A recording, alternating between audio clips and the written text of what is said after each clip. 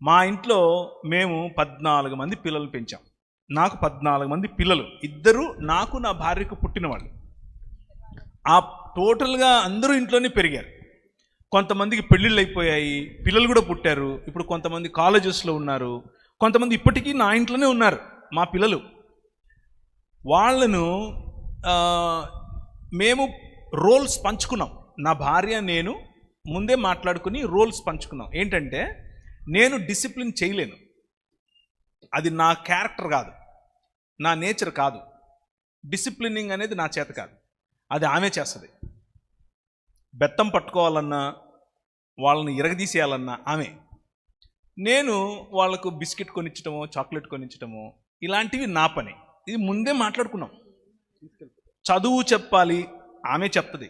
చదువు అంటే టైమింగ్ పెట్టి కూర్చొని చదవండి మీరు అని చెప్పేది ఆమె. చెడగొట్టే పని నాది. రైట్.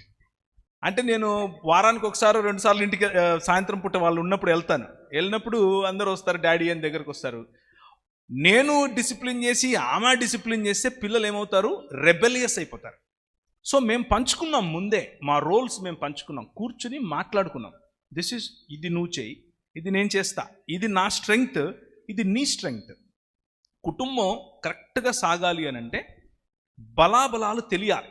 స్త్రీ బలం ఏంటో తెలియాలి, పురుషుని బలం ఏంటో తెలియాలి.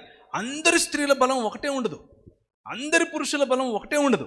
కొందరు పురుషులు సున్నిత మనస్కులు, వాళ్ళకి ఆ పనులే ఇవ్వండి.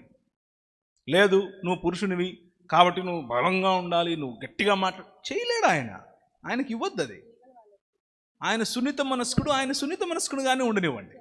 కొందరు స్త్రీలు దాన్ని ఏమంటారు, ఇమోషనల్గా చాలా స్ట్రాంగ్ ఉంటారు, చాలా స్ట్రాంగ్. అలాంటి వారికి ఫైనాన్షియల్ మేనేజ్మెంట్ అనేది వారు చేయాలి. ఇంటికి సంబంధించిన ఆర్థిక లేకపోతే డబ్బులు ఎలా మేనేజ్ చేయాలి అనేది వారికి ఇవ్వండి. అందరూ అలా చేయలేరు.